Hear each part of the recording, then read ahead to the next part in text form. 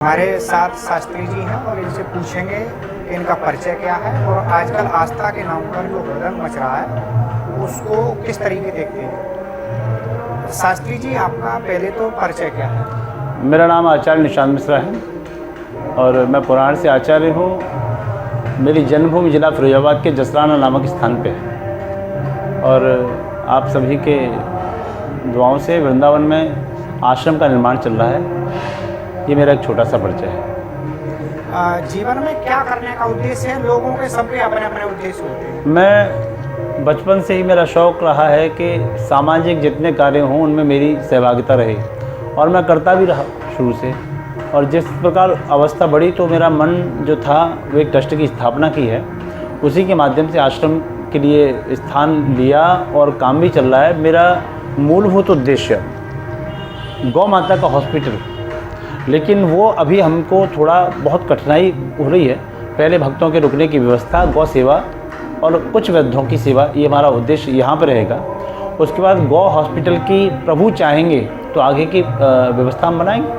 ये मेरा जीवन का मुख्य उद्देश्य है। अच्छा, अभी आस्था के नाम पर ये देखा गया है कि 2-3 साल से, ज़्यादा समय नहीं हुआ, 2-3 साल से ये ऐसा देखा गया है कि कावड़ के नाम पर हुड़दंग ज़्यादा है, आस्था कम है। नहीं, इस बात को मैं बिल्कुल तायद करता हूँ कि जो हो रहा है वो नहीं होना चाहिए। कावड़ का अर्थ है भगवान भोलेनाथ का स्वरूप है, शांत, एकदम शांत स्वरूप। कर्पूर गौरम करुणावतारम संसार सारम भुजगेंद्रहारम, तो वो शांत स्वरूप है, सौम्य है। हुड़दंग वाला स्वरूप उनका नहीं है।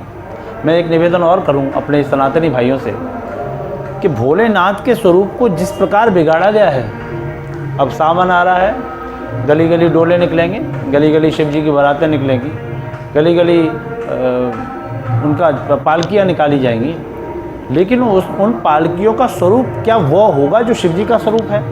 ऐसा नहीं होता।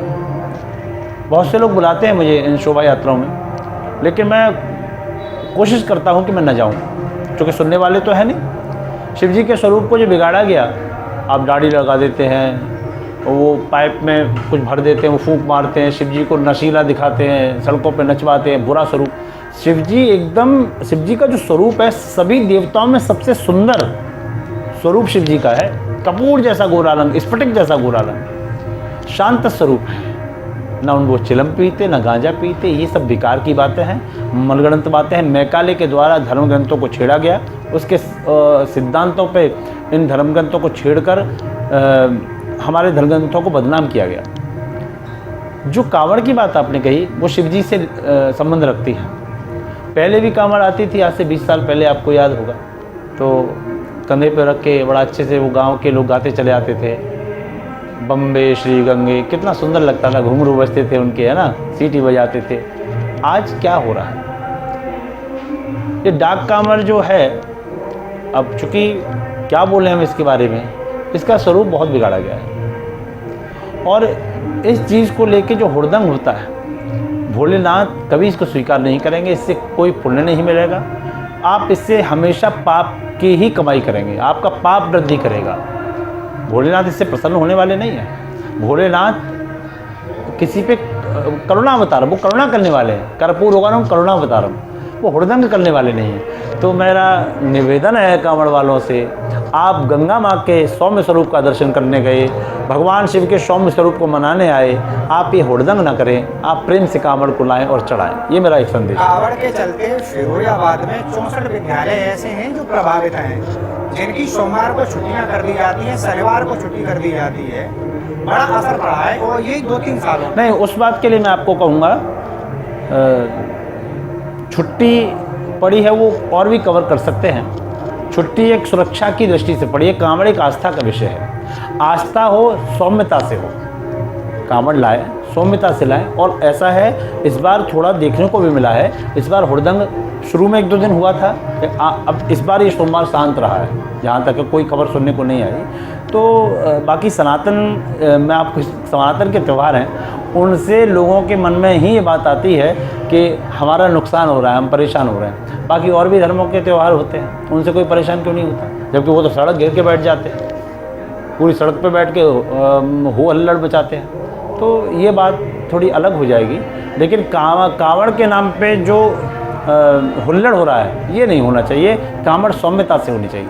अच्छा, अभी कुछ समय पहले तो राजनीति में ये धार्मिक चीजें नहीं आती थी, अब तो राजनीति के माध्यम से लोग धर्मों में उसका मूलभूत कारण है कि हमारे जो भारत के राजनेता हैं उनको 100 करोड़ हिंदुओं की राजनीति नहीं करनी थी, उनको 40 करोड़ गैर हिंदुओं की राजनीति करनी थी। आज भी वही है। आज हिंदुओं के साथ जो खड़ा है, इसीलिए हिंदुत्व की रक्षा हुई है और धर्म को राजनीति से जोड़ा गया ताकि धर्म को लोग समझें।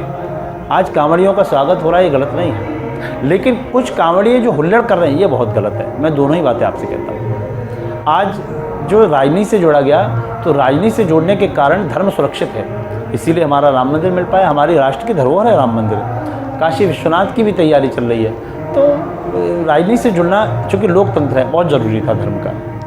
कुछ लोगों का ये कहना था राम मंदिर क्या जरूरी था, इस वजह से कहीं यूनिवर्सिटी बनवा देते या हॉस्पिटल खुलवा देते। इतनी यूनिवर्सिटियाँ कम है, मंदिर पर ही यूनिवर्सिटी क्यों? बाबरी मस्जिद को गिरा के ये क्या नाम है इसका, काशी विश्वनाथ पे जो है ज्ञानवापी मस्जिद को गिरा के यूनिवर्सिटी क्यों नहीं बनाई जाएगी? मथुरा की इस मस्जिद को, जन्मभूमि मस्जिद को गिरा के यूनिवर्सिटी क्यों नहीं बनाई जाएगी? बताइए आप हमको। मंदिर से ही यूनिवर्सिटी चलेगी।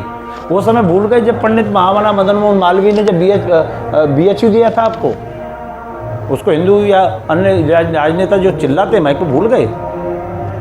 अभी मथुरा में कॉरिडोर बनने को लेकर प्रस्ताव भी चला गया है और चर्चा भी तेज है, लेकिन स्थानीय नेता या स्थानीय व्यक्ति जो उनका है वो विरोध कर रहे हैं। ये सनातन के कभी भले नहीं हो सकते, इनको सनातन का विरोध ही करना है।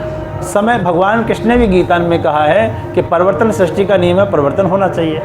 अब वो समय की बातें अलग है जब 2-4 लोग जाते थे, मैं भी जाता था, तो हमको ये पता होता था आज से 20 साल पहले कि इस दिन इस तिथि में इस महीने में हमको भीड़ और इस समय नहीं मिलेगी। लेकिन आज आप कल्पना नहीं कर सकते कि किस दिन भीड़ होगी और किस दिन नहीं। तो जब इतनी व्यवस्थाएं हैं तो लोगों के दबने कुचलने से अच्छा है कि कॉरिडोर बनना चाहिए, समय की मांग है।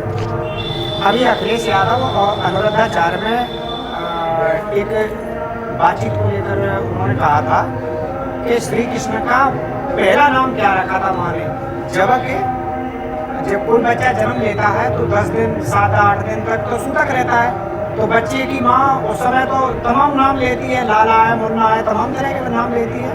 तो क्या राजनेताओं का इस पर टिप्पणी करना जायज है? अब हम उनको क्या ही कहें, वो तो उन लोगों को खुश करने में लगे हुए हैं जो सनातन के कभी थे ही नहीं। शास्त्र की बात हम करते हैं। गर्ग जी ने पहला नाम कहा था, ये कृष्ण वर्ण के हैं इसलिए इनका नाम कृष्ण होगा।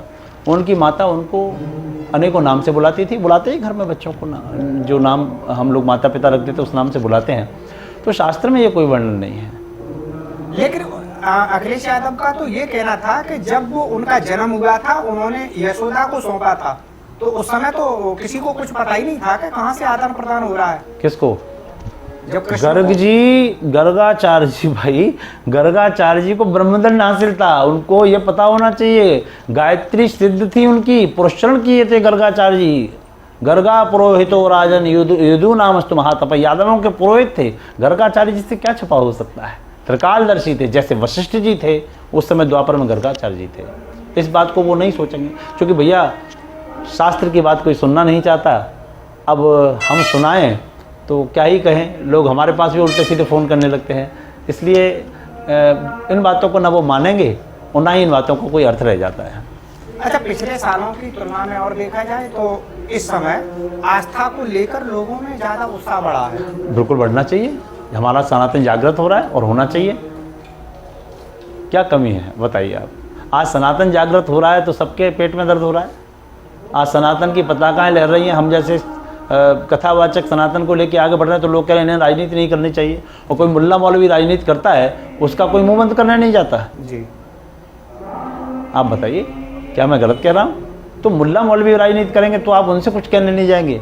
कोई अगर ब्राह्मण संत धर्माचार्य अगर कुछ कह देगा, आप उसके ऊपर बंदूक तान के खड़े हो जाएंगे कि साहब आपको राजनीति नहीं करनी चाहिए। क्यों? वैसे समस्या तो यहाँ आती है कि अपने ही राजनेता अपने धर्म पर टिप्पणी करते हैं। मैं वही बात कह रहा हूँ, राजनेताओं की वजह से तो जो इस भारत की राम जाने क्या हुआ है, जो ऐसे लोगों को सिर पर उठा लिया गया है कि ना तो आज कोई भगत सिंह की चर्चा करता है, ना चंद्रशेखर आज़ाद की चर्चा करता, संविधान को लेकर जेब में घूम रहे हैं और संविधान के साथ का ज्ञान नहीं है उनको। संविधान का अर्थ क्या है? सब एक साथ हो, सबका विधान एक साथ हो। लेकिन कौन कर रहा है आप बताइए? पुराणों को लेके बैठ जाते हैं, ऊंच नीच बताइए। SC OBC संविधान में लिखा है, रामायण में किसी SC ST OBC का नाम नहीं आया। ये किसी ने नहीं दिखाया कि कोई डलिया लेके घूम रहा था कि झाड़ू मार रहा था। ये इन्होंने सिखाया और आक्षेप हम जैसे लोगों पे लगाते हैं। नितांत अच्छा, गलत अभी है। हाल ही में एक इटावा में घटना हुई थी, कथावाचक का सिर मुंडन कर दिया था, तो क्या एक विशेष वर्ग को कहने का अधिकार है क्या ये? नहीं, उसमें मैं आपको एक छोटी सी बात बताऊं, जो किया था वो गलत था, वो कृत्य नहीं करना चाहिए था। लेकिन आप अपनी आईडी क्यों छुपाएंगे? अगर आपका मन किसी से कथा कराने का, उसको मैं रोक सकता हूँ क्या? आप बताइए। जो बात है शास्त्र में सम्मित है, विरक्ता वैष्णवा विप्रा, वो पता ही गई। अब आपको स्वीकार नहीं है तो मैं जबरदस्ती तो आपसे कहूँगा नहीं। हाँ, मैं जिस विधानसभा में रहता हूँ वहाँ यादव, लोधी, अन्य सारी बिरादरी और सब कथा कर रहे हैं, किसी को कौन रोकने गया? तो इन बातों को जो नहीं थी उन बातों को प्रेषित किया गया। ठीक है, धन्यवाद।